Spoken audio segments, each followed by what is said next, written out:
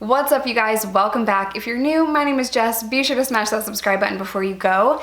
Today's video is going to be crazy. So we're going to be talking about a prison break, a prison relationship, manslaughter charges. It's a crazy one, you guys. And for today, I have a very special guest on my channel. We just got done filming. His name is Brian Bruton from the hit YouTube channel, Brian Bruton. So I'm very fortunate to be able to call him my friend. We have done several collabs, so my OGs are gonna know who this is. I've been working with Brian on and off for about 4 or 5 months now, and he is just amazing to me. I'm so proud of him. I'm so inspired by him all of the time, and he's just the kind of person that I can't wait for you guys to meet. He has gotten out of prison after serving 11 years in prison, 2 of which he spent in solitary confinement, and he is just defeating the odds. He is not a statistic. He's been out for 4 years, and he's living a very successful, very happy life. So I'm just beyond proud and excited for you guys to meet him. And keep in mind, we do talk about some very intense things, and my goal is to never glamorize prison or say that this is a good idea or whatever. Because we are friends, we do talk about things a little bit lighthearted, and we do kind of chuckle along this interview, and we make little jokes in this interview.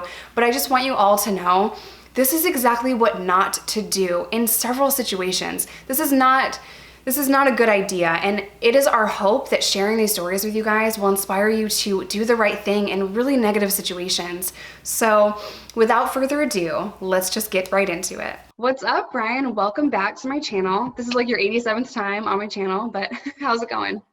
88 to be exact. What's up, Jessica? Good to have me back. Thank you for having me on your channel. You have literally blown through the stratosphere of YouTube.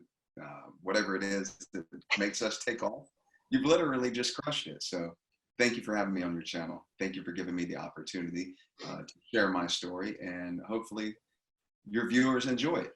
Yeah, of course. You know, it's funny, we've done so many collabs together, but we've never actually sat down and shared our story, like mine on your channel, and you and your story. You have not shared it with my subscribers, and a lot of them are brand new and they have no idea who you are. So let's just start from the very beginning. Why did you go to prison, and what kind of led up to that? And then we're going to talk about this crazy story, you guys. We're going to talk about a prison break. So let's just start from the beginning. Why did you originally go to prison? Originally, I went to prison. I was initially charged with first-degree murder. When they arrested me, they charged me with that. After a few weeks of being in the jail, they dropped it to second-degree murder. I sat in the county jail and fought my charge for 2.5 years and ended up copping out to a plea deal of manslaughter. So I went to prison for manslaughter. However, my case was for leaving the scene of an accident involving a death. Basically, I was driving the vehicle, a man jumped on the side of it, he fell off, the back tires ran the guy over. I did not report it. I did not actually know what happened until someone called and told me what happened. But at that point, it was my obligation to report it. I didn't report it. I was scared. I was in a panic. They never charged me for 3 years. 3 years later, when they finally did charge me, they charged me with the max. They charged me with first-degree murder. It was clearly not that. It was clearly leaving the scene of an accident involving a death. The day that the judge sentenced me to my charge, he said, "It's clear to the court what happened was an accident. Had you went to trial, no criminal jury would have found you guilty." So right then I'm like, thank goodness this man was able to see exactly what happened and make a determination of, I'm not really guilty of this manslaughter charge. But I took the plea deal because when they kept trying to offer me plea deals, and I was like, no, I'm not taking that. I'm not taking it. They came back and hit me with 2 more charges. And they was like, look, you don't want to take that. You're going to go to trial on 3 different things. So I'm like, what? Three charges? To beat 1 charge in trial is difficult in itself. But to try to beat 3 of them, you're pretty much done. And if you lose in trial, as you already know, Jessica, somebody goes to court in felony court and loses a trial, they're getting the maximum. So even though I knew I was innocent of what I was pleading out to, I knew that if I take this plea, at least I'm going to be getting back out. But if I sit here and go to trial on 3 different things, there's a potential I might not get out for decades. Because like I said, regardless of what the situation is, it's extremely hard to beat a case in trial. So I took the plea deal. The judge, when he said that it's clear what happened was an accident, and if I would have went to trial, no criminal jury would have found me guilty. He then said, because you didn't come and tell us what happened, I'm going to give you 10 years to think about it. And immediately I'm just like, what did this man, are you kidding me? You just said that I'm innocent. It's clear that it was innocent. I was innocent. And now you're giving me 10 years to think about it. I'm thinking to myself, listen, man, I've already been thinking about this for years. I don't need 10 more years to think about it.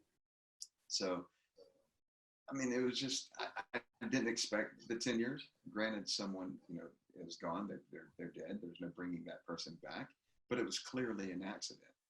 And I was just like, wow, I can't believe this man just gave me 10 years. And at that point, I'm thinking, if there's ever a way for me to get out of here, I'm leaving. There's no way I'm staying in here if the opportunity arises.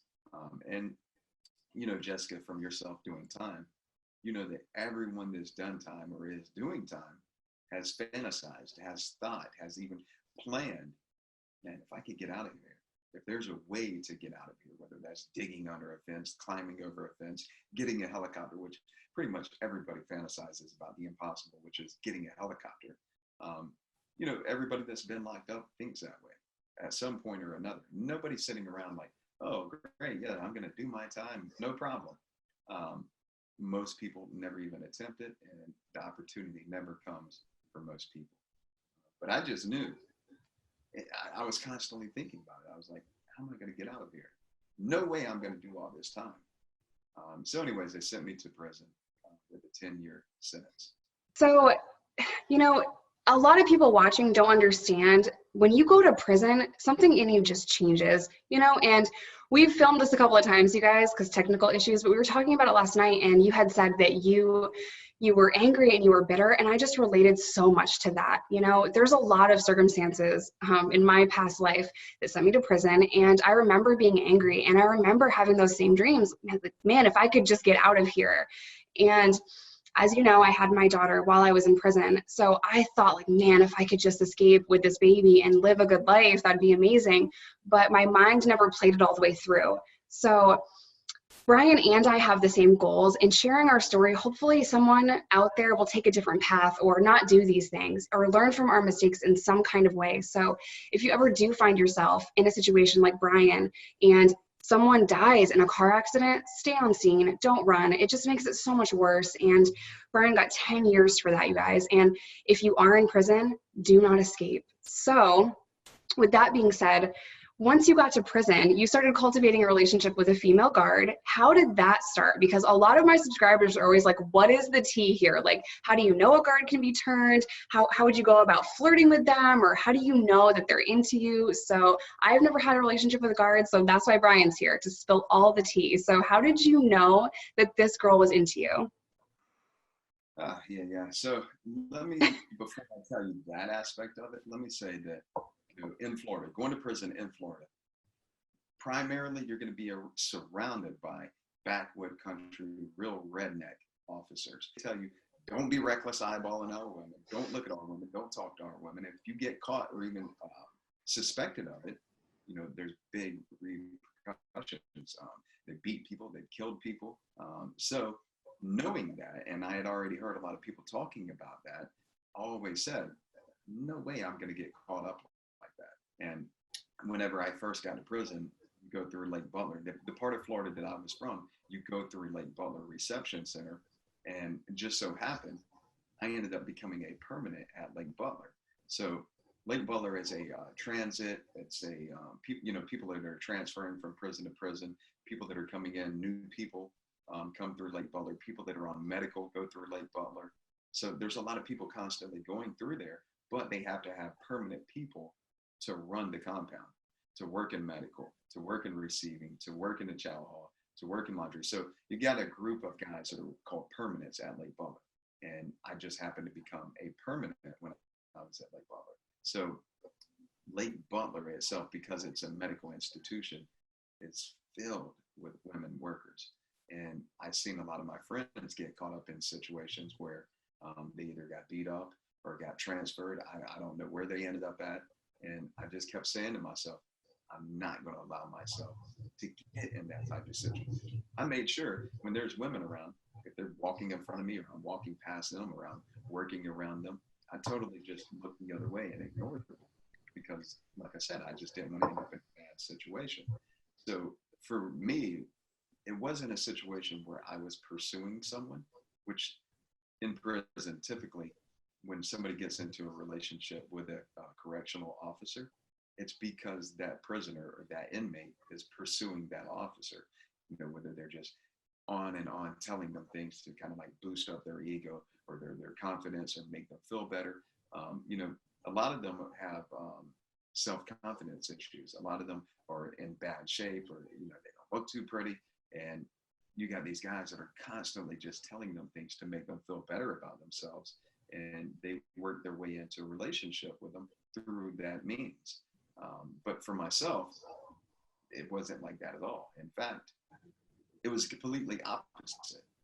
What happened for me was the correctional officer that ended up helping me escape, she worked in my dorm.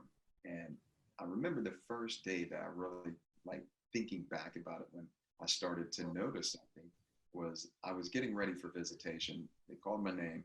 I go up to get my pass out of the booth. So in the dormitory that I was in, it was like an open bay dorm. So you got like rows of bunks on this side of the dorm, no cells. It's just like all open bay. Then you have an officer station in the middle that's kind of like what they call a fishbowl. And it's just plexiglass to where the officer can see on both sides of the dorm. And then you have another side, another wing. So it's basically just open bay with the officer in the middle. And she was working the pod that day. So I go up to get my pass, and she has to slide it through like a little flap in the wall. And I remember I'm going to get my pass, and she's got her hand on it, and I'm trying to get my pass, but she's not letting it go. I'm like, what is going on here? So, That's it. That's all it takes. A little, like a little hand touch. It's tiny things, you guys. It's not like she's going to go up to him and be like, oh, I think you're sexy. No, it's little things like that. And then it like steamrolls into something more. Okay, go ahead. exactly what happened was it steamrolled like out of control. But even when this happened, I knew in the back of my mind something was going on right here, but I totally just shut it down. I ignored it. I was like, look, give me my pass. I got to go. She was like, I was watching you over. I think she said, I seen you over there getting ready. I was watching you or whatever, right? And I'm just like totally ignoring it. I'm like, give me my pass. My family are up here in the visit. I got to go. So take my pass and I leave. Totally ignore her, blow her off. In the back of my mind, I knew something was going on right there. But like I said, I was just like, I'm ignoring that crap. Well, that was the first occasion. And then one of the next occasions that I remember was, I think it was the time that I was sitting over by a friend of mine's bunk, and she came around walking around the dorm, and she stops at the bunk and she's like, hey, what are y'all doing? And she starts making like little small talk. I'm like, what? I know something's going on right here, because normally they're going to come over here and shake down, or they're going to harass you or tell you Yeah. you're not allowed to hang out in a group by a bunk, which is what they typically would do. But instead, she's hanging out making small talk. And I'm like, man, I ain't got time for this. I got up. I was like, I got to go. I'm leaving. And I took off out of the dorm. Well, later on, my buddy, who that was his bunk that we were hanging out at, he comes and tells me, he's like, man, she was asking about you. She was saying things about you. I'm like, whatever, man. I'm totally 100%, 1,000% just blowing her off. And as that kept happening, what it did was trigger something in her to make her push even harder. Because That's how women are. We don't like to get ignored. So if you're like, I don't want anything to do with you, it makes us crazy. So, yep. you know, so that's typical on the streets. But inside prison, there's not a woman in there that ever gets blown off. You know, if they pursue somebody, nobody's like, get out of here, leave me alone. 99% of the guys in there are not going to blow them off. I just happen to be that 1% that was like, I don't want nothing to do with this or nothing to do with you. I'm out of here. And as I kept doing that, it just, man, it just like lit a fire under her to make her push even harder and pursue me. And the next occurrence, this is when the switch finally flipped. There was a bunch of little occurrences like that, but I was coming in from work, and like I was passing by the chow hall, and she was at the back of the chow hall, and she calls my name and was like, hey, come here. And when they call your name and tell you to come here, you have to come to them. If they just are like, hey, inmate, you could just act like you didn't hear them and keep it moving and keep, I'm not, my name is Bruton, or, they call you by your name or your number. I'm not inmate. So, you can keep moving in that way, but she called my name. So I was like, damn, I could go over there. And she's like, do you want some biscuits? Biscuits. What do I want, these Chow Hall biscuits? I've been eating Chow Hall food for years. And I was like, no, thank you. I don't want this. And she's like, they're not Chow Hall biscuits. They're Hardee's biscuits. I was like, Hardee's biscuits? I haven't had Hardee's biscuits or any street food in years. I was like, damn, sure, I'll take them Hardee's biscuits. Let me get them. So she gives me the biscuits and I peel off. I take off out of there. Basically, I just took the biscuits and ran. I wasn't even trying to hang out and eat the biscuits with her. I was gone. So I go find my bunkie. And we're out on the rec field, and like over beside like there's a bathroom on the rec field. It's kind of like a half wall. So you get some privacy, but the guards can see down into it, right? So we're over beside the wall, like eating the biscuits. We're like little kids trying to hide from the parents eating a bag of sugar or something. So we're eating the biscuits, and I'm thinking, damn, she just gave me this bag of biscuits without me asking, without me making any type of insinuation that I would like something from her. She gave me something that could easily get her terminated, escorted off the compound, even arrested at this point. They're not allowed to bring you anything except give you a piece of paper if you ask for a request form or anything that's in the officer station. But if they give you an ink pen, one of their ink pens, they can get fired for that. Typically, they're not going to get fired for giving you something as petty as an ink pen. But my point is, they can't. And she just gave me something that could potentially ruin her whole career. So I was like, damn, if she just gave me this without me asking, what will she give me if I do ask? And that's what flipped the switch. And I was like, even though I kept saying, I don't want anything to do with this, I'll never get caught up in this type of shit. When that situation arose and that switch flipped, it was like I couldn't turn back at this point. I was like, damn, this is great. Now I can get whatever I want. And it just started to where I started asking for little things, like little cosmetic type of things. In prison, you get basic bare cosmetics, basic toothpaste, basic deodorant, a toothbrush that's just horrid. You don't even want to brush your dog's teeth with this toothbrush. So, all the little basic stuff they give you, if you can get a better toothbrush or some good lotion or good deodorant, things like that, it means like the world to you in there. So, I think that's what people that have never been to prison don't truly understand. When everything is stripped from you, like the tiniest things mean so much to you, like Hardee's biscuits or a real mirror, not a funhouse like frying pan looking mirror, right? So I think that's what people just confuse. Like the tiniest things can mean so much to someone in prison. You learn a sense of appreciation for the smallest things that everybody else overlooks. Most people overlook. Even just a light switch, you learn the sense of appreciation for a light switch, because when you're in prison, everyone that I went to during my 11 years, and I went to 10 different ones, they punish you with light deprivation. Basically, it's like they don't deprive you of light, they never turn the lights off. So you never get a sleeping moment with 100% darkness, because there is always lights on, and you don't have a light switch. You can't just go turn the light switch off if you want to go to sleep. So, I've been to facilities that like they don't like you to put anything over your face either. So I would try to like make something like a sleep mask, and certain jails and prisons don't allow you to do that. So I would try my best to get like a good night's sleep. And to this day, I like it dark in my room. I want it so dark I can't even see, and I like trip on the way to the bathroom in the middle of the night. Like I want it dark, and I want to control the temperature. So that was something that just drove me crazy. It's either super hot or super cold, and I hated not being able to control things like that. It's so crazy. Like, I've been home for 4.5 years, and I still try not to take things for granted, but you kind of get used to it. And now Right. that I've experienced all of that, I realize how much I was taking for granted. And just controlling the temperature, like you said, I love being able to control the temperature, because in there, I was at places where it was getting down in the 30s at night, and the windows were broken. You couldn't close a window, and they had no heat. and you're under this little thin blanket, like shivering like a wet dog in the winter.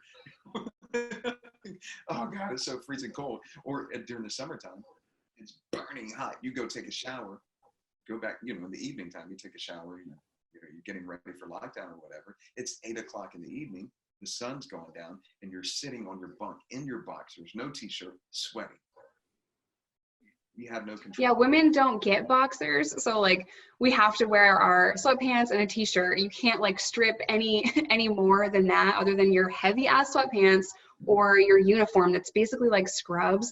So I was in Arkansas the last time and it was so hot. They would bring in these big industrial fans and leave them in the dorm, and that like didn't even help. It just made so much noise that it just made everyone mad. We couldn't sleep with this constant humming, and it was just insanely loud.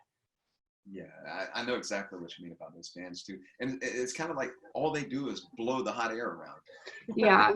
Not blowing all this damn hot air around. Granted, you're in prison, but that's your punishment, being sent to prison.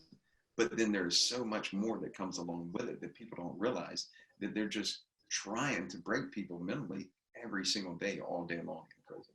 I mean, prison really does have like lifelong side effects to it.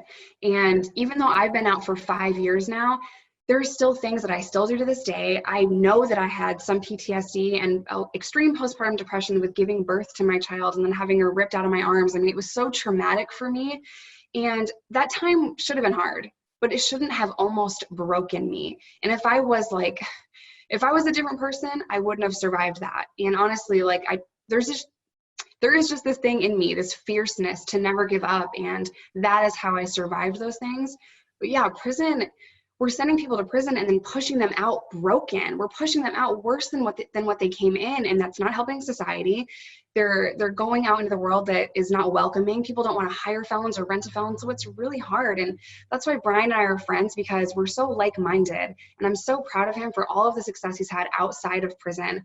And it's amazing to me that after doing 11 years, 2 of which you spent in solitary confinement, you're this stable and successful and smart, and you really use that time to better your life. So I am so impressed by you. So let's like get back into it, because we'll sit here and talk about prison all night long, you guys. So the prison break, you're obsessing over prison. And I just know that when we obsess over things and we meditate on things, we make them happen. So that's why I always tell you guys, your thoughts are so powerful. You have to be conscious of what you're thinking about all the time. So Brian's obsessing over escaping. Now he has this guard that's going to bring him in anything. So how do you go about telling her that this is your plan or this is what you want to do? How does it go from biscuits to prison break? So those little things that I told you she would bring me, like cosmetic items, and she started bringing food. Things started getting bigger and bigger. And then there was one time when I was like, listen, I need you to get some water bottles, drill a hole in the bottom of the bottle, a very little small hole, pour all the water out. It takes a while because you're just pouring it through a little hole. Pour all the water out and then refill it with vodka. When you fill it up, put hot glue on the bottom, and then bring me these water bottles to work. So she did. She brought, listen, my foot locker was slam full of, there's probably 6, 7, 8 of them. So to be that slam full, it was full of water bottles with liquor in it, vodka. So just that right there, you guys, she could have gone to prison just for that. I mean, that's serious. That's a big deal. I was totally obliterated. I mean, I was so drunk. I called out the entire dorm. I'm just running. I got so drunk, they could have just come and pushed me down, but I didn't care. I was calling everybody out. I was like, we can run it. Come over here in the corner. I'm getting cocky because now I'm drunk. And then I ended up getting brutally sick. I mean, I threw up until the next day. How I didn't go to jail was just beyond me. And here's, I never told this, right? I'm so drunk, so sick that I'm throwing up. And I kept throwing up everywhere. And I'm throwing up on my clothes. And I kept changing clothes. We only have a few outfits. At this point, I threw up on all of my clothes. Now I'm just sitting on a toilet, like just sitting here, and I'm throwing up, and it's like rolling down the front of me, but I'm naked. I'm sitting here in the bathroom, naked in the dorm with throw up, just like I'm out of control. And she's standing here in front of me, looking at me, crying. She's like, "Oh my God, you're gonna die. I gotta get you out of here." She just said she's got to get me out of here, right? So I'm like, I remember that. I remember her telling me that she had to get me out of here. And I was like, damn, it, why can't she get me out of here right now? So that was another little thing that clicked when I heard her say, I got to get you out of here. So, things were progressing in that nature. And then it turned into another point to where she brought me something to eat one night. And we were in the laundry room. And after I gave her the bowl back that she gave me the food in, she went into the officer bathroom and she was washing out the bowl. The door is open in the bathroom and I'm standing outside the bathroom talking to her. And she tells me, you can come in here.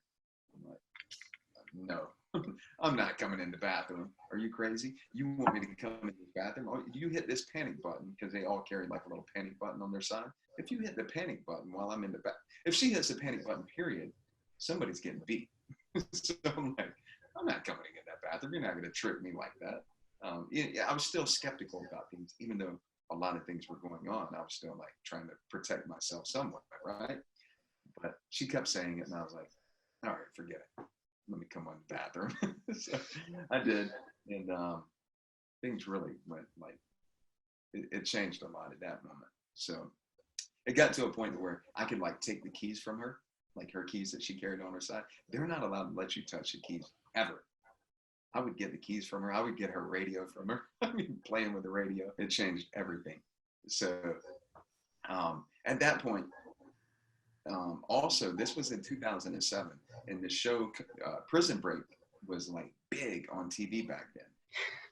What's really crazy is the fact that they let us watch Prison Break every time that it come on. I mean, the problem is in the title of the show. Why are you letting inmates watch Prison Break? Like, listen, when that show came on, nobody was in the Bay Area. Everybody would be in the TV room, and normally a lot of guys wouldn't go in the TV room together. They didn't hang out and mingle like that. The TV room would be packed. People would be sitting beside each other, like arm to arm. Everybody's glued to the TV, including me. I'm watching Prison Break, and I'm like looking up at the TV just in awe. Like, this is my plan. I have to get out of here. I'm going to do the same exact thing. And so I just, like you said earlier, your thoughts are extremely powerful. And it became a situation where every day, that's all I was thinking about. And I started cultivating a plan. Like, I know that I can get out of here. I see ways out of here. Now, when I first came to prison, I was in a maximum security, like a high security place. And then I worked my way down to medium security. And at this point, I was at a low security. I was still inside of a compound with fences. But when I went to work, I went to the maintenance building. Now, Lake Butler is, there's 3 different camps. You have the main unit, the west unit, and then you have what's called a work camp. That's where I was at, the low security work camp. Now, again, it's got 2 fences around it. It's got razor wire. You're not going to get out of there once you go in the gate, but I was allowed to go out of the gate and go to work in the maintenance building. It's still on the prison grounds, and you're monitored by police the entire time that you're there. But it is outside of the fence, but you're still on prison grounds. You're not just going to walk off and just leave. no. Not at all. Nobody's going to drive up in a car that doesn't work there or belong there and just pick you up and you're going to drive off. It's not like that. They have guard towers that are really, really high, and these officers have guns, and they have a perimeter even outside of the little, like, where the inmates live and whatever. So you can't just pull up on the compound ever without them communicating with each other. Do we have a vehicle coming on? Who's this vehicle? Is it authorized or whatever? So go ahead. Absolutely. So to kind of give you like a visual perspective of it, it's kind of like a triangle shape. So you have like the main unit, a west unit, and a work camp. And then the maintenance building is right in the center of all 3 of them camps. And there's a road that comes through the middle. And like you said, they have guard towers. They got perimeter trucks riding around. Everybody that's around here either works here or lives here, like correctional officers' families, because it's all correctional officer housing as well right here in this area. So again, even though I was outside working in the maintenance building, you're not just going to walk off. But I knew that she had access. She could come there. In fact, I had her come to my work a couple of times. And that was kind of like a red flag because my name was already starting to ring a little bit. And the only reason nothing had happened to me at this point before I escaped was because the man that I worked for, the boss that I worked for in maintenance, everybody knew that like him and he really liked me. And this guy had so much pull at the prison, nobody was going to mess with me because of him. He had been there for like 38 years. He was one of the ones that was like his family, everybody in his family works for the prisons. He was one of the higher ups. Nobody was going to mess with me because of him. Now, if he wouldn't have been there and this was going on and my name was already ringing, they would have already beat me up, transferred me, possibly killed me. Who knows what would have happened? But like I So said, guys, I have to fill in the blank here. When he says like his name was ringing, there are no secrets in prison, okay? So when you're getting close to a guard, everyone is talking about it. All the guys are jealous of it, they're angry, and vice versa with the women. Women are, they're chatty, they're talking, and when you're in prison, you're hella bored, you know? So there are no secrets, none whatsoever. You're not gonna get away with anything. We all see everything that's going on, even the tiniest little things. We'll make up stories over something that's not even really going on. Like if we see something that kind of looks suspect, we're talking about it. So go ahead. yeah, there's no privacy. There's nowhere that you can go that there's not eyes on you all the time. And to kind of back that up, like when she was bringing me food, it got to a point she always worked in the evening, and I would stay back for dinner. She would. I had a cell phone in the maintenance building, and I would call her and tell her what I wanted for dinner. She would make my dinner and bring it to work. So I would stay back, and I would see guys all the way on the other side of the dorm looking through the glass trying to watch what I'm doing. I'm like, man, mind your own business. Stay out of my business. You know, stay in your own lane. But, you know, that's just what it is. People do not mind their own business. And guys were starting to talk. So like you said a minute ago, my name was ringing. Um, so, okay, so while I was working at the maintenance building, I had her come out there a couple of times. And I know that I shouldn't have done that because that was like a major red flag because she doesn't work there. And because our name is already ringing together, they're like, what is she even doing over here? But nobody really said anything. I know they were probably thinking that though. But because I seen she already had access to be able to come over there. So I knew, all right, if I can get her to come pick me up from here, I can get out of here. But it wasn't going to be just that easy as her come pick me up. So I had a co-defendant who he worked in the maintenance building as well. When I say co-defendant, he escaped with it.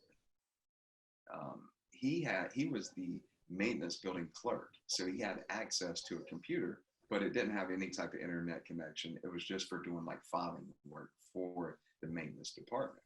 But we had her bring a wireless internet card that when we plug it into the computer, now we have full internet access. So we started looking up different countries that do not extradite back to America. We came up with like 26 countries. There's a treaty that's called the Rome Treaty that America pays other countries to sign. That basically, whenever they sign that treaty, it allows America to go into their country to extradite people back to America.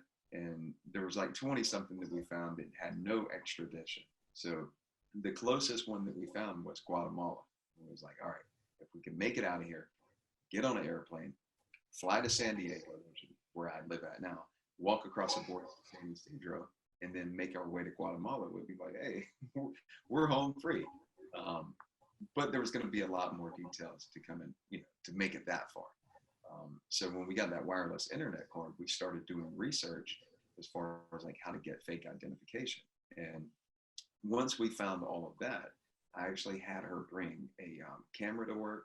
She brought like some blue cloth in the bottom of her lunch bag. She brought a t-shirt, and we went in the bathroom, the staff bathroom, and taped up the blue cloth to the wall. I put on a regular t-shirt, and she took pictures. And then we took she took the pictures, and we sent them to the people that we found online to make fake identification. And they actually mailed the fake identification to her house for me and my co-defendant. So we had the identification, and we were also looking at ways to make money. And we found where we started ordering cell phones, smartphones back then. We were ordering smartphones from China that we were reselling on eBay. So now we got a way to make money. We got fake identification. We ended up buying airline tickets to where we could fly out of Atlanta all the way to California. And we got the airline tickets in the fake name. And at this point, we have all this stuff ironed out. We're like, all right, now where can she come pick us up at, and pretty much just drive out of here. And we're going to have to do it in a way that they don't see two guys in inmate clothes get into a vehicle. So we told her, listen, get 2 more uniforms. It was wintertime, so I was like, look, we need the BDU pants, which is kind of like cargo military looking pants. We need the big thing. They have different jackets that they wear. They have a windbreaker jacket, then they have a really thick jacket with like a fur collar. So it's kind of like real bulky and it zips up really high. And then they wear baseball caps as well. So I was like, look, we need the BDUs, we need the jacket, the big thick one, and we need the hat. And I had a pair of sunglasses that I had at maintenance building. So I was like, we need you to come in here, drive over by the trash pile, dump the clothes out. We will go out to the trash pile, put the clothes on. The trash pile was surrounded by like a concrete wall. So we went in there. When she came and dropped the clothes, we walked out, my co-defendant and I. He actually took the computer that he was it was his inmate computer that he worked on for the filing, but it had all the records of, where we were like looking around online. We took the computer tower, like disguised it into the trash, like we were going out to the trash pile, and we went out there and got dressed, laid down in the trash pile, got dressed, and she pulled up in the vehicle, and we basically just walked from the trash pile. But the crazy part is, as we were walking from the trash pile, we walked right by 2 correctional officers. They were standing there talking to each other. We walked right past them. They didn't pay us any attention.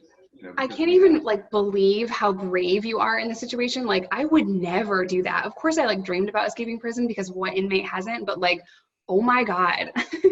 Like I was like the contraband queen. I was like Red from Shawshank Redemption. Okay, so even doing that, I would kind of be a little bit nervous. I would take pens like straight out of the CO's front pocket, just bump into them and just take their stuff. That would make me nervous, let alone like sneaking out, walking right past them in a prison uniform. This is insane. So not to like make light of this, because this was a horrible decision that you made, but did you know then how many years you'd be facing if you did escape? Were you like completely aware of the consequences, or did you not care? No, I knew. I already looked up the consequences, and I was like, all right, I'm willing to take that. So I knew what I could get from it. Honestly, I was like, well, if I do get caught, I'll probably get about 5 years, which is insane to even think that I would be like okay with risking that. How much time did you have left on your sentence? You don't want to know that. Yes, I do. 3.5 years. I was almost done with my 10 years. Only had like 3.5 years, but I was angry. I was pissed off at the world. I had tunnel vision. Nobody could tell me anything. I thought I had it all figured out. There was no tell. I told people, like people that come to visit me, I was like, look, I'm leaving. I'm getting out of here. I remember, in fact, the day, I forgot this part. We kind of skipped over it. The day that I like ironed out the plan and I knew, okay, this is how I'm going to do it. Came in from work. She was in the officer station, and I come and told her, I was like, hey, I'm leaving. She was like, it's not like you're at home and you can just leave and go wherever the hell you want, or move to another dorm just because you want to. She was like, what are you talking about? I was like, look, I'm escaping. She was like, what? So I know she thought I was playing. So I was like, look, I'm escaping. This is how it's going to work. You're either going to help me, or I'm going to go without you, or you can just turn me in. I already knew for sure she was not going to turn me in. So, and I pretty much was like 99.9% sure she was going to help me. She just put her head down. She like put her head down on her arm and started crying. Like, what's wrong? Why are you crying? She was like, you're going to get me put in prison. I was like, you're not going to get put in prison. We're going to be in paradise. I said, you're going to come with me. We're going to go be in Central America somewhere. We're not going to be in freaking prison. And a couple of weeks later, she was in prison. Literally. Obviously, we got caught. And she ended up going to prison too. So she said, okay, she would go through with the plan. She did everything that I told her. And she did come and pick me up. Dropped off the uniforms. We put them on. I get in the vehicle. We leave. And everything fell apart as soon as we left. And it was crazy because as soon as we left, it was like I felt it like a lot of conflicting emotions. Like I had never felt so free, yet at the same time, I felt like I was in so much trouble. I was like, what did I just do? But I didn't care. I was like, oh, great, I'm free. Let's go. So I call my a friend of mine on the street who was supposed to come and help me. She was going to take me to Gainesville, which is where her doctor's office was at. She was going to take me there. She had a doctor's appointment that morning, and the guy was going to pick me up in that area. So basically, my thought process was, look, you make a doctor's appointment, go to your doctor's appointment. I'll go with him, and you can meet up with me, at another time. But in the meantime, it's going to look like you had nothing to do with it because, it looks like she only went to the doctor's appointment early that morning. Well, when I called my friend that was supposed to come meet me, he's like, bro, I can't come. My kid's in the hospital. I'm like, what, dude? I just escaped from prison. What do you mean you cannot come? Like, listen, man, go with my brother. He's going to take you to a farm. I'll come pick you up later.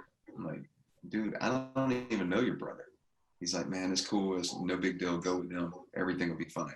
Well, she hears this conversation on the phone and she's like, man, forget that. Don't go with him. You don't even know this guy. That's not the plan.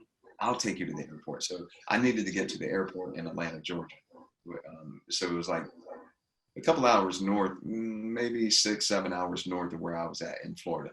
So I was like, nah, forget that. You just keep going, go to your doctor's appointment. I'll go with this guy.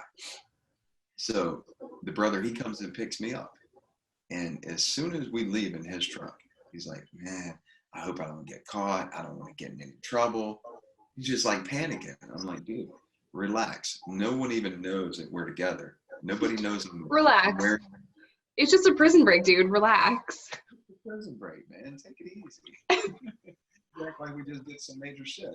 So, dude, I'm wearing a guard's uniform. We're fine. So, like I said, he was panicking, right?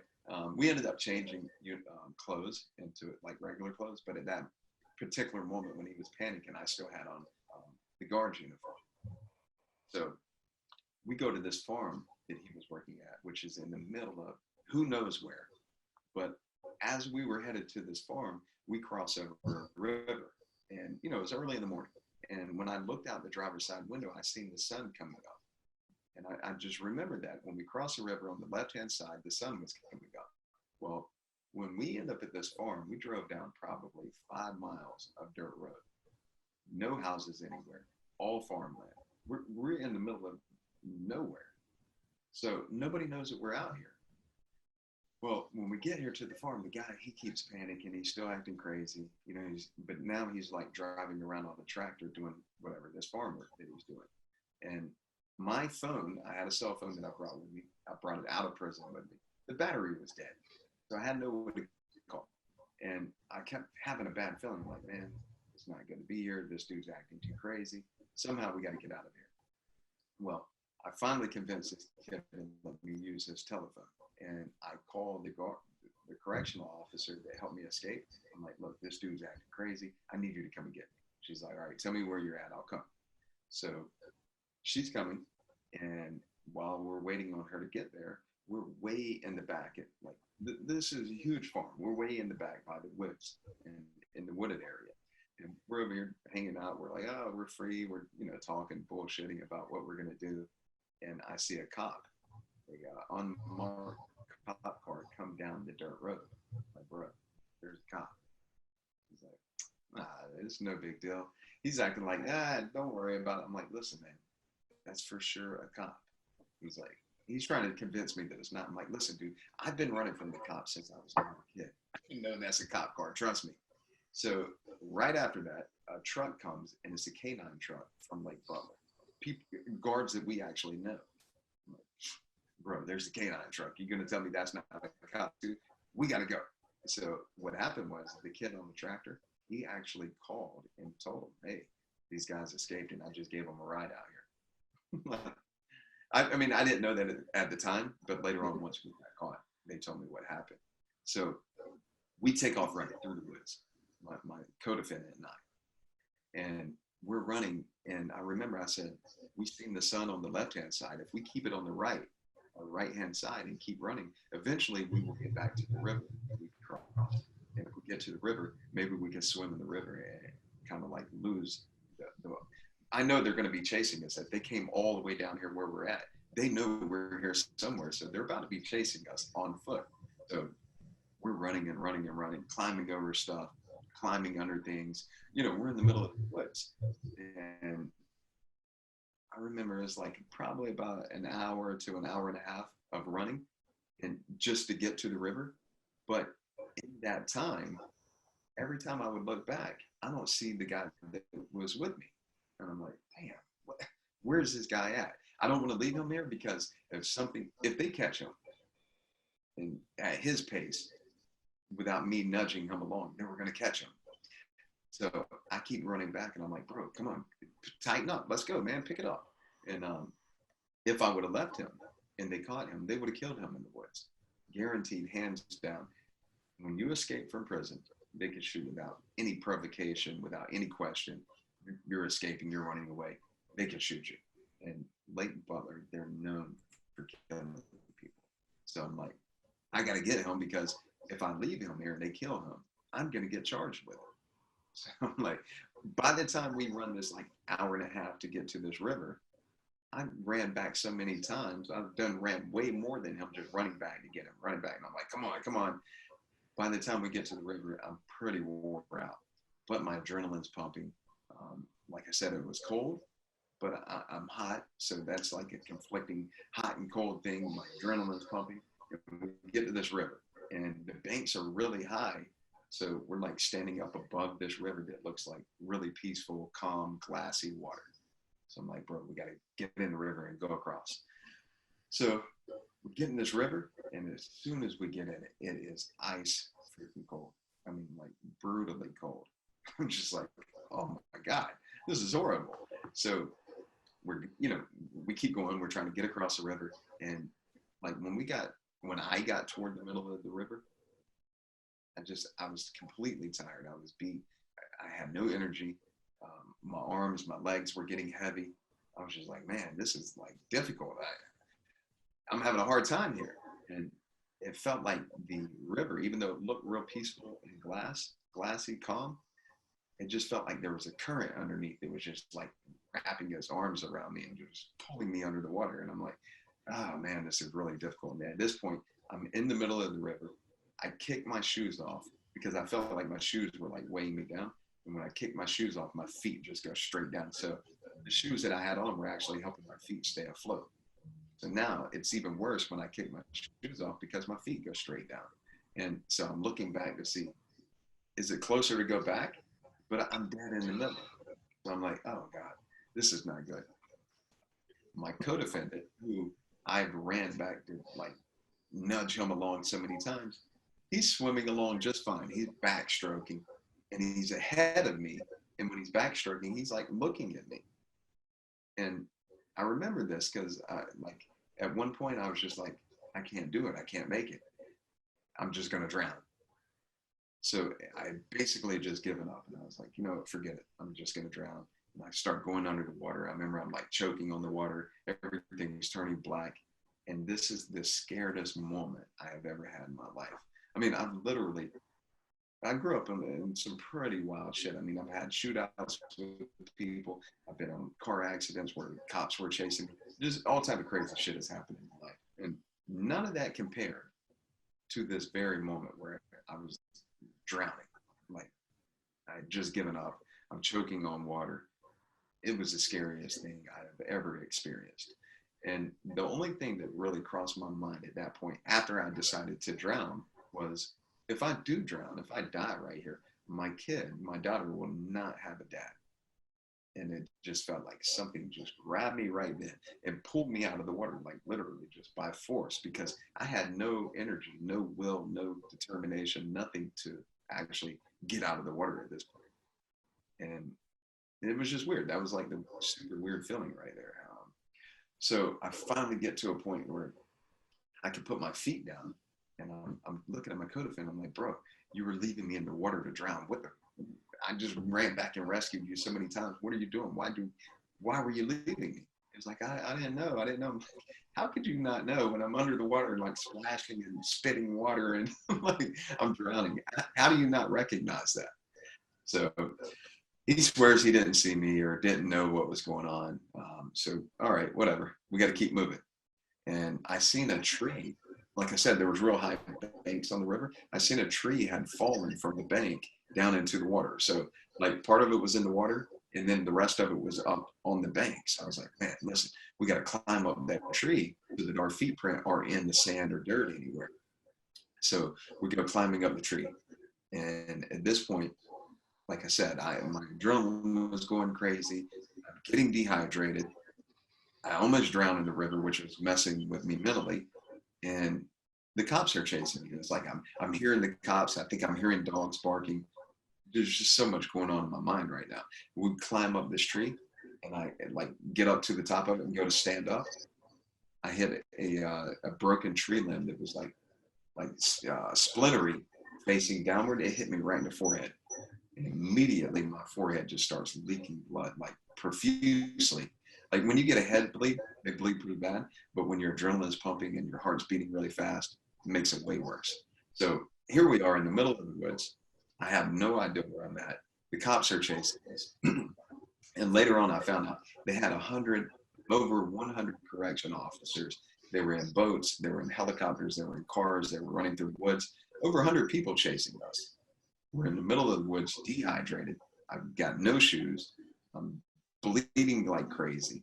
It was all bad.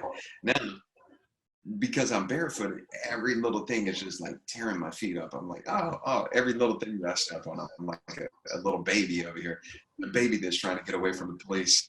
Like, it was terrible. And This is why we do not escape prison, boys and girls.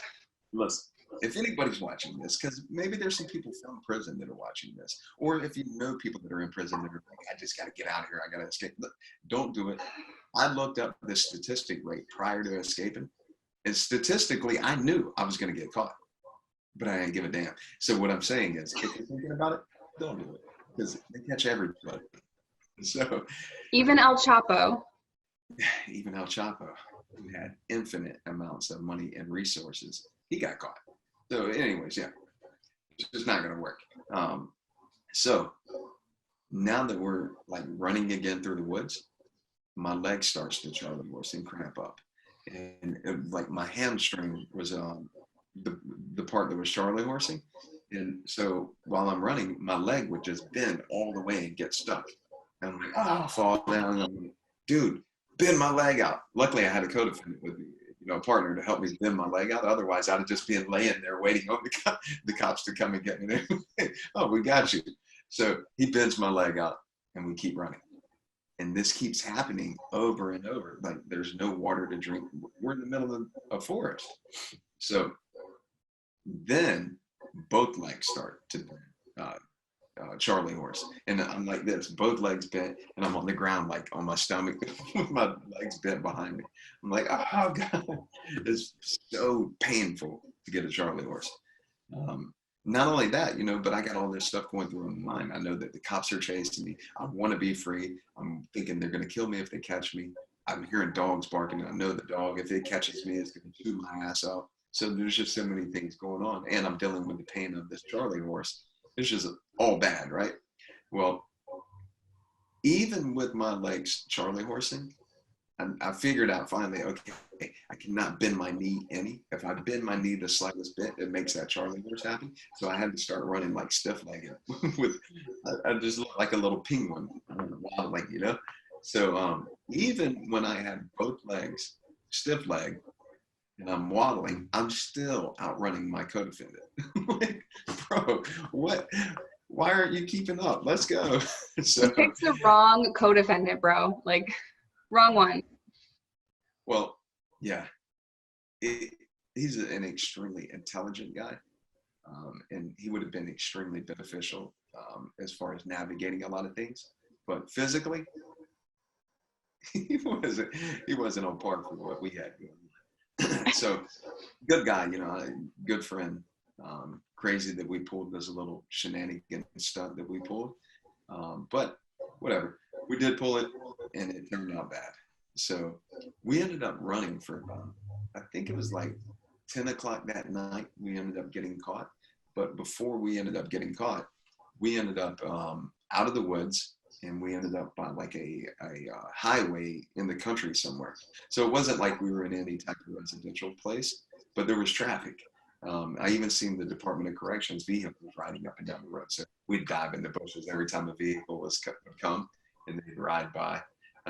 So we ended up at like this double wheel trailer, just way out in the middle of the woods, but right on this highway. And when I like stayed over by the double wide trailer in the bushes, and across the street there was a bar. And I told my buddy, I was like, look, dude, go over there, catch some people coming out of the bar, and offer them some money for a ride. And he did. He caught three people coming out of the bar. It was two guys and one of the guys' girlfriends. They were all together.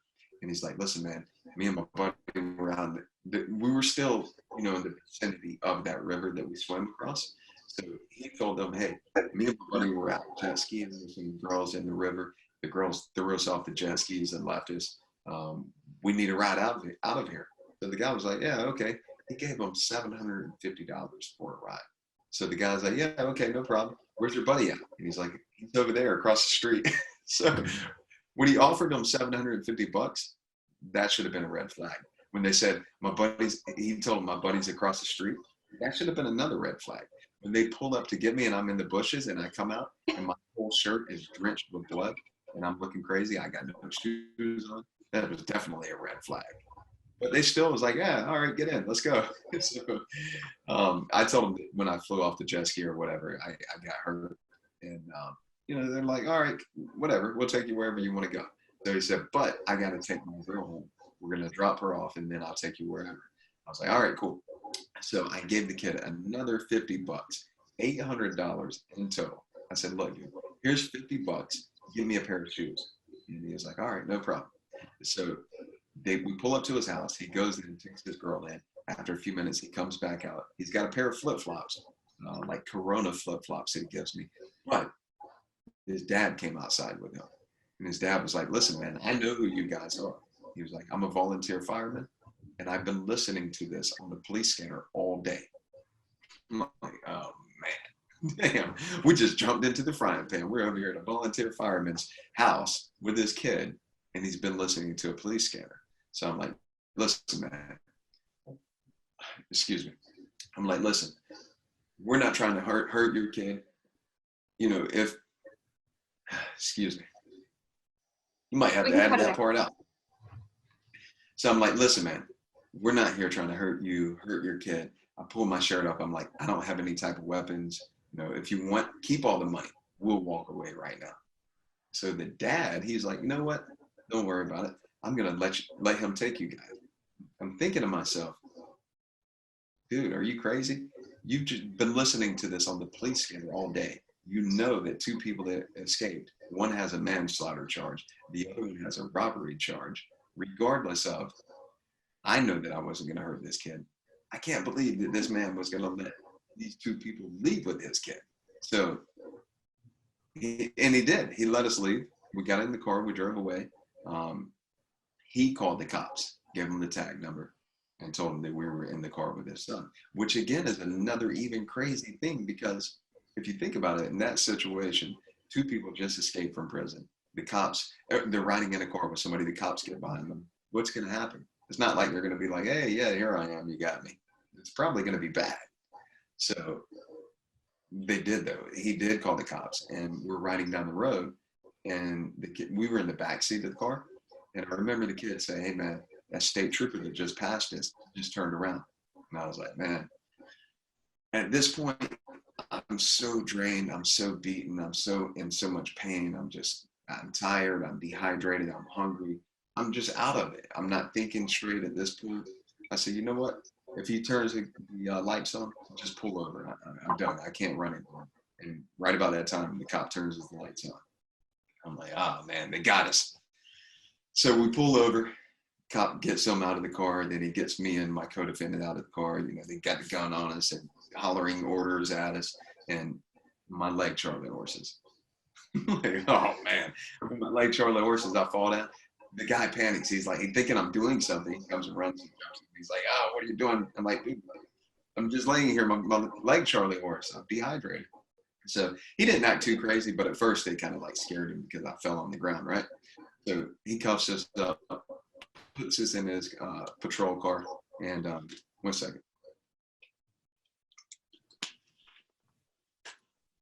He puts us in the cop car, and while we're sitting in the back of the cop car, my co-defendant starts talking to this state trooper like he's friends with the guy. He's like making small talk with him. I'm like, dude, what are you doing? Why are you talking to this man? This guy is taking us back to prison. We're not friends with him. So I'm like, this dude's crazy. I don't have anything to say to this guy except take me to my cell.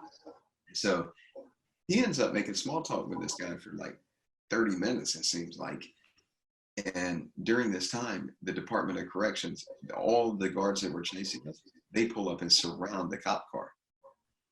This is where it was really beneficial that he did make small talk with them, because they're like, let him out of the car.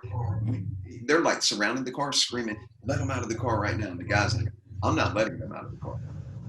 They committed the crime. I'm taking them to the county jail. Like I said, like if it wasn't for my cousin, this would have been another bad situation, because I wouldn't have made any small talk with the guy, and he would have probably been like, yeah, here, get him out of the car and take him with you. And but what he knew is that Lake Butler is known. They're notorious for beating inmates, for killing inmates. So he knew if he opened that car door and let us out, it was over with. I mean, he literally saved your life. And if anyone is watching this and they think, oh, it wouldn't happen, they just take you back to jail. No, they don't, especially on a prison break. They have the full, like, they're going to get away with it. You escape prison. They're going to say that you resisted or you had a weapon, or they're going to do something. They're going to hurt you.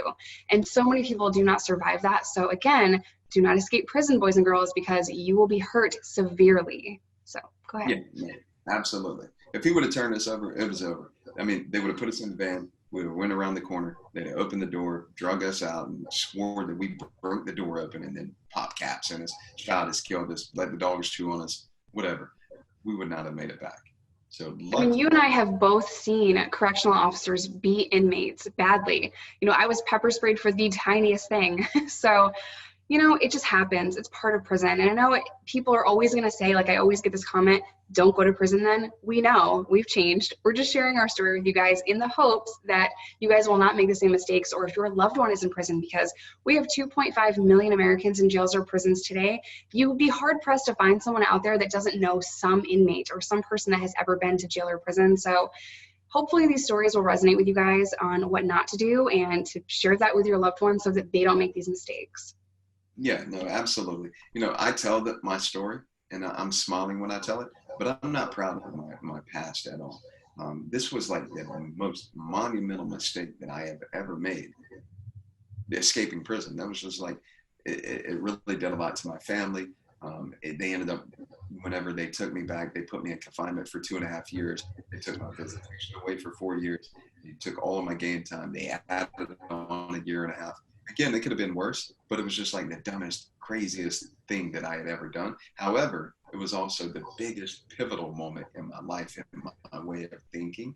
That was when there was a major shift in my thinking. And so while it was the craziest, dumbest thing that I had ever done, it was also the biggest change that made me think, wait a minute, this is crazy. I cannot keep doing things like this. I can't continue down this path. There's more in life. There's so much more in life, and I still have another opportunity. I've got to do things different. So I used that 2.5 years to completely change my mindset, to completely change my belief in myself, my way of thinking, 100%. So I used that time in a major way to help benefit me from when I did come home. But what's crazy is they sent me to FSP, which is like where they send the worst of the worst people. Ted Bundy was at this prison. It's home to death row. When they first initially took me there, they took me to what they call maximum management. And on that wing, it's a small wing with only 24 cells on the wing, where normally there's 60, 70, 80, 100 cells in a wing. There's only 24 cells in this wing. The bottom floor is the death chamber. So you have like the electric chair, you have the lethal injection table, And then right above that is where my cell was at. And so when you go in your cell, they open a metal door, and then you're in like a little small little hallway, but this is inside of your cell. And then they open some bars, and they tell you to go in your cell. They shut the bars back, handcuff you, and then you're inside of a room. It has two doors, no windows. There's only one concrete slab. Uh, like there's no bunk. It's just a concrete slab where you lay your mattress. You don't get a pillow. You don't get any type of canteen items whatsoever. You get religious material, and you get writing material. You don't get anything else. You get some toothpaste and a small like security toothbrush, which is a real flexible, real small toothbrush. And they have a sink and a toilet and a drain in the floor. You're not getting any type of sunlight. You're not going anywhere. And they told me, they was like, you won't be getting out of here. Like, you got to worry about that. I am not going anywhere. But when they lock an inmate in somewhere, guys can always figure out ways to get things. So while you have zero contact, like if they take an inmate out of a cell to walk him to medical or walk him to the shower, they close the outer door so you cannot ever see each other. You do not see anyone except for the guards that come and bring you your food. Well, even though you're in that type of situation and you have zero contact with the outside world, you have zero contact with your neighbors, you can always devise some type of way to get something from your neighbor. So what guys do is make a fishing line. Wait, hold on. We're going to have you come back on. This is a whole video. I want to hear all about the 2 years you spent there and all kinds of things. I want to hear about how you fished and all of this. I will. But one thing I want to tell you though is about my neighbor, and his name was Dwight England. So anybody that wants to look him up, his name is Dwight England. He was on death row for killing a correctional officer. Though he did, he bashed a lady in the head with a hammer, which is extremely heinous. A correctional officer, he was trying to escape as well. He told me, and this is where this big change came in for me. He told me, shoot your line. I shot my fishing line. I pulled it back, and he had on there this program called Siddha Yoga. He's like, bro, read this. You could talk to each other through the vent. And that, when I started reading that Siddha Yoga program, completely changed my way of thinking. So anyways, I was there for 2.5 years in this confinement, single man cell. And that place was breaking people every day. People were hanging themselves. People were cutting themselves daily. It was just crazy. It's an extremely brutal prison. I mean, I can only imagine. I've done 90 days, 30 days, 6 months in confinement, but I can't imagine 2 years in confinement. I'm a pretty strong-minded person, but even the strongest people break under these circumstances, you guys. It's intense. So I can't wait to have Brian back on to share these experiences with you guys. But we're going to end it here. I will leave all of Brian's information in the description box down below. Also, some articles that y'all can read about his escape and his charge. So the really great thing about him is he's living an amazingly successful life with his beautiful wife in SoCal. And I'm just so proud of you. So if you want to see all of the other things that Brian has done since leaving prison, you can follow him on the hit YouTube channel, Brian Bruton. And I'll leave all that information down below. So thank you so much for coming back on, Brian. And I can't wait to have you back on again for the 89th time. Hey, it was a great pleasure, Jessica, as always. I'm extremely proud of you. Much props to you and all of your followers. And, thank you for giving me the opportunity to come on your channel and share my story with your followers as well. And I'm looking forward to coming back. Hopefully people want to hear more about it, and we'll answer any of the questions that people have about my story. Yeah, of course. You're welcome back anytime. So I'm going to end it here, guys. Stay safe, stay sober, and I will see you in my next video. Bye.